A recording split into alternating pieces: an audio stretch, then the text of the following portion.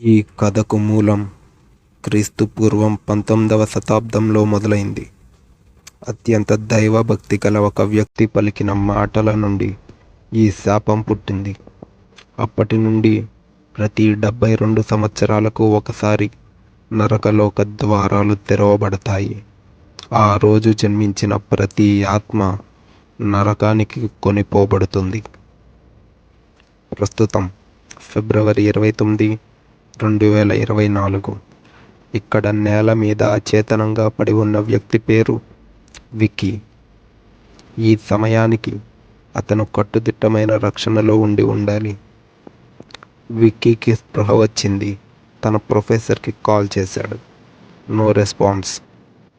విక్కీకి బాగా తెలుసు, ఇది 72 సంవత్సరాలకు ఒకసారి వచ్చే మృత్యు రాత్రి. తనకి ఎక్కువ సమయం లేదు. అతనికి దగ్గరలో ఒక రక్షణ వలయం ఉంది. అక్కడ ఆత్మశక్తి బలహీనంగా ఉన్న కొంతవరకు అది విక్కీ ప్రాణాలు కాపాడుతుంది. వెంటనే విక్కీ ఆ ప్రాంతానికి పరుగు మొదలుపెట్టాడు. అతని వెంటే మరణం అతని వెంటాడుతుంది. అదృష్టవశాత్తు సమయానికి విక్కీ ఆ రక్షణ వలయంలోకి చేరుకున్నాడు. అతని చుట్టూ మరణం ఆవహించింది. విక్కీకి మరణానికి మధ్య ఆ వలయం విక్కీ ప్రాణాలను కాపాడుతుంది. అర్ధరాత్రి 12 గంటల వరకు అతను అక్కడ ఉంటే ఇక అతనికి మరణం అసాధ్యం. ఈ విషయం విక్కీకి తెలుసు. అలసిపోయిన విక్కీ ఒక చిన్న మంట వెలిగించుకుని ఆ మంట పక్కన విశ్రాంతి తీసుకుంటున్నాడు. తెలియకుండానే నిద్రలోకి జారుకున్నాడు. కొంతసేపటికి నిద్రలో విక్కీ చేయి ఆ వలయం దాటి బయటపడింది.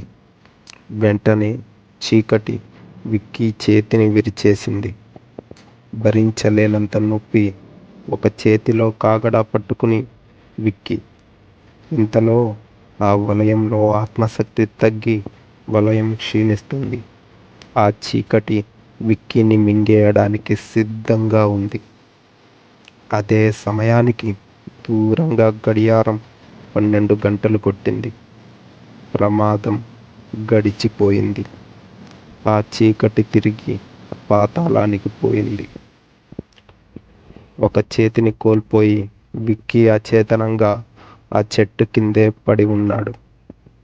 ప్రస్తుతానికైతే అతను బ్రతికిపోయాడు. కానీ ఇక నుండి విక్కీకి అసలు సమస్య మొదలవుతుంది.